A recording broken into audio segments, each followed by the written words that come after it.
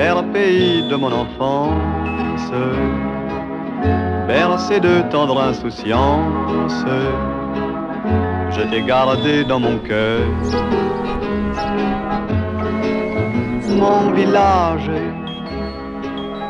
au clocher, aux maisons sages, où les enfants de mon âge.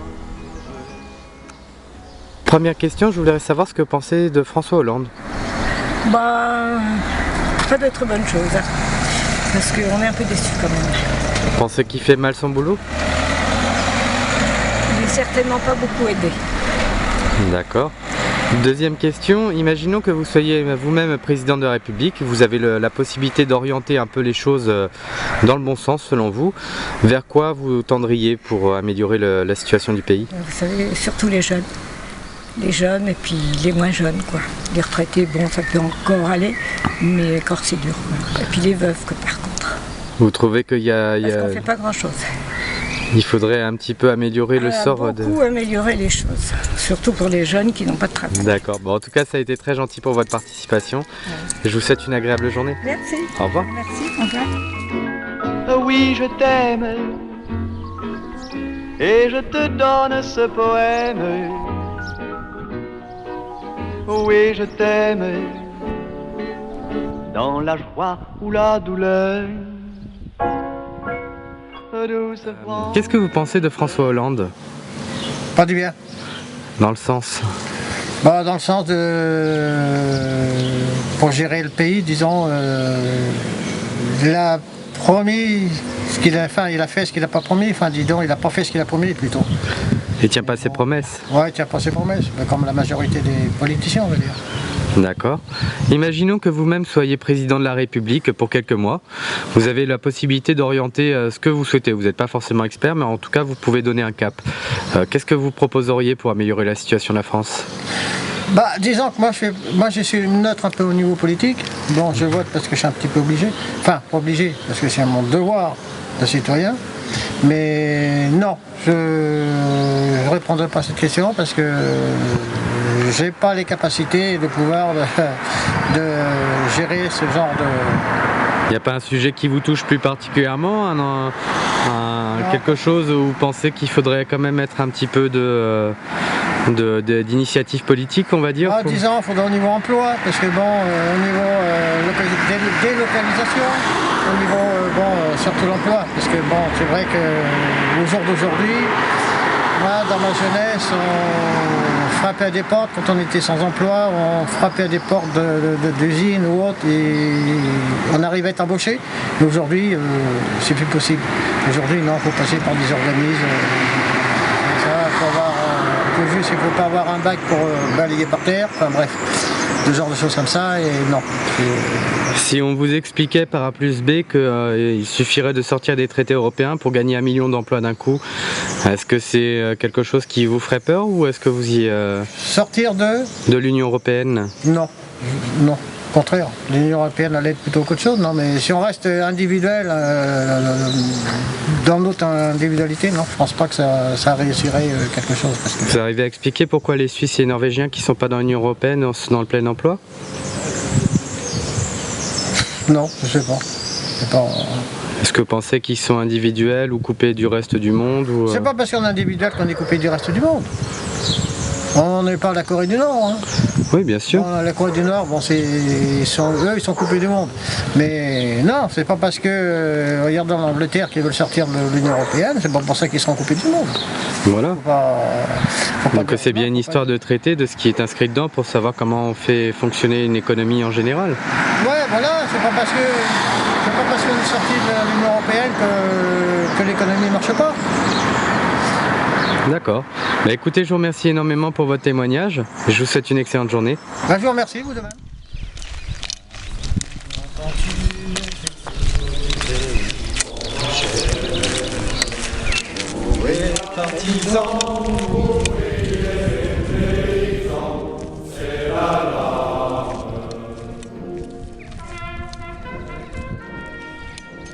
On souhaiterait savoir ce que vous pensez pour commencer de François Hollande. Ah, vaste débat. François Hollande. Là, c'est difficile. moment là sur le Plutôt du bien, plutôt du mal? partagé. Partagé? Partagé. Qu'est-ce qui selon vous mérite un petit peu débat sur son action politique, on va dire? Qui reviennent simplement à des valeurs un peu plus humaines au niveau politique, quoi, tout simplement. D'accord. De manière générale. Deuxième question, vous êtes à sa place, vous êtes président de la République pour quelques mois, quelques jours, peu importe. Oui. Vous avez la possibilité de faire un peu ce que vous voulez. Qu'est-ce que vous voulez marquer de votre empreinte pour améliorer le pays? Alors très bien. Ce qui serait intéressant, c'est que tout le monde ait des logements à souhait et aussi une alimentation saine et équilibrée. Voilà. En tant que producteur de viande et agriculteur légitime. Voilà. Ah, vous nous disiez juste avant, hors caméra, que vous êtes producteur bio? Tout à fait, oui. Producteur en agriculture biologique depuis 6-7 ans. Vous faites des polycultures, c'est ça? Un peu d'élevage, un peu de... Essentiellement de l'élevage, parce qu'on est dans une zone herbagère, bocagère, donc l'élevage est un des moyens pour valoriser ce territoire et de garder des hommes sur le territoire. Et quand on dit que justement c'est compliqué de faire du bio en France, est-ce que vous insurgez contre ce discours ambiant d'une certaine partie du monde agricole, on va dire? Je dirais simplement c'est purement culturel, et puis il y a derrière certains lobbying qui mettent la pression et qui maintiennent aujourd'hui certains agriculteurs conventionnels en tant que prolétaires, et aujourd'hui voilà, c'est des exécutants, quoi. Donc voilà, on veut maintenir ce système en place qui quelque part rémunère seulement quelques personnes.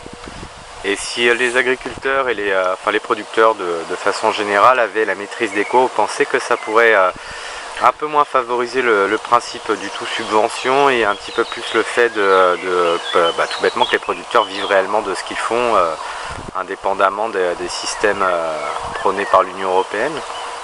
Alors, je n'ai pas réfléchi exactement sur la question.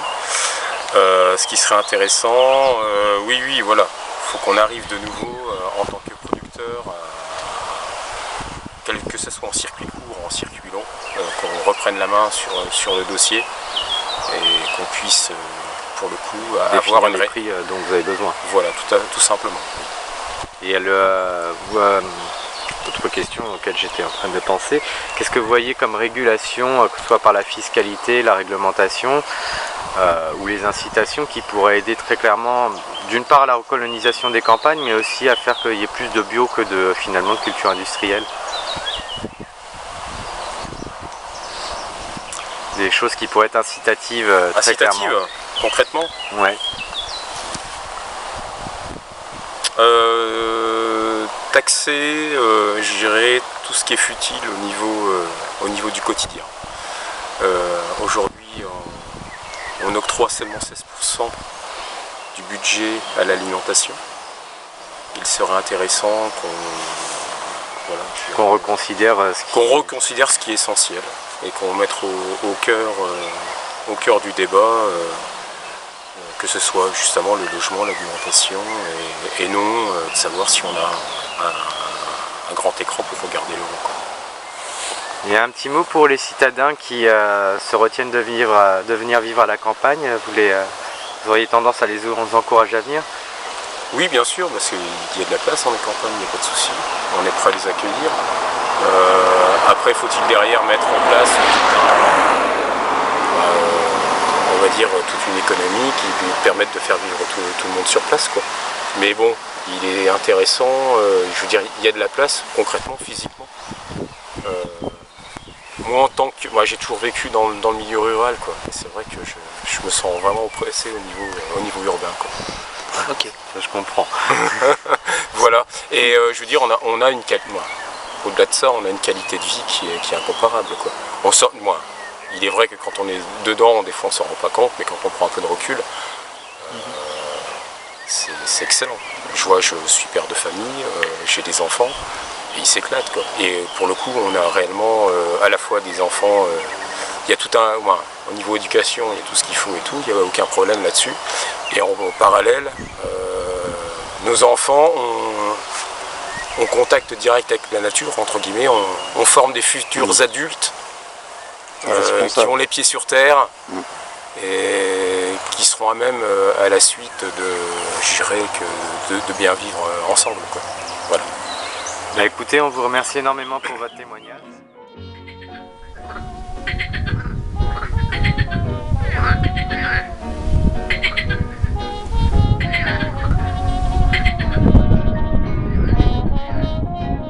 On pose à tous les Français qu'on rencontre. La première, c'est ce qu'ils pensent de l'actuel président de la République. Je sais pas. Vous n'avez pas une idée, un avis? Non. Non. Je suis pas. Je suis très partagée. C'est tantôt oui, c'est tantôt non. D'accord. Alors, Donc, c'est difficile de trancher, ça dépend. ça dépend des sujets abordés en Voilà, fonction de la politique. exactement. D'accord. Alors, autre question. Vous êtes président de la République. Quelles seraient les grandes mesures que vous auriez entreprises? Oh là là. Alors là, je décline parce que je pense que c'est très facile de dire il n'y a qu'un faucon, hein, mais je pense qu'il faut tenir compte de la situation mondiale, de l'économie, et moi je ne suis pas assez au fait de tout ça pour dire il faut faire ceci ou il faut faire cela. Sans être experte, madame, hein, c'est plutôt le. Oui, mais Qu'est-ce qui bien vous sûr, semble les premières axes choses, ce serait lutter contre le chômage et la pauvreté. Ouais. Et au niveau de l'Union européenne. Et la violence, parce que ça m'interpelle beaucoup. par rapport aux manifestations? Non, par rapport à toute la violence qu'il peut y avoir, que ce soit dans les manifestations, que ce soit les attentats, que ce soit la violence dans le monde, les guerres, enfin tout, la violence en général, hein, pas seulement ciblée à... Ouais, comme on peut voir actuellement. Et autre question, au niveau de l'Union européenne, vous seriez partisane ou la sortie, ou plutôt restons dans l'Europe et continuons? Mais là c'est pareil. Moi je pense que pour donner son opinion, il faut être vraiment au courant de tout ce qui se passe. Je pense que par certains côtés, l'Union européenne est bénéfique. D'autre côté, bon, il y a des aspects extrêmement contraignants et qui ne facilitent peut-être pas des développements. Je pense que on ne peut pas être manichéen, c'est pas tout blanc, c'est pas tout noir. Voilà. Je vous remercie beaucoup, madame. C'est pas que j'ai pas voulu,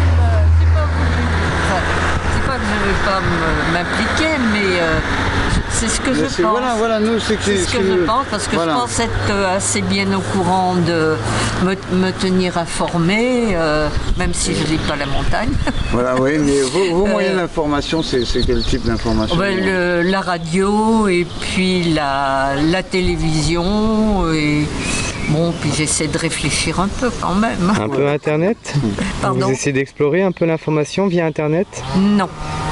Pas spécialement? Non. Ça peut arriver, mais pas spécialement.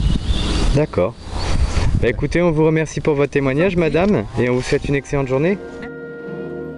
Ami, entendu les cris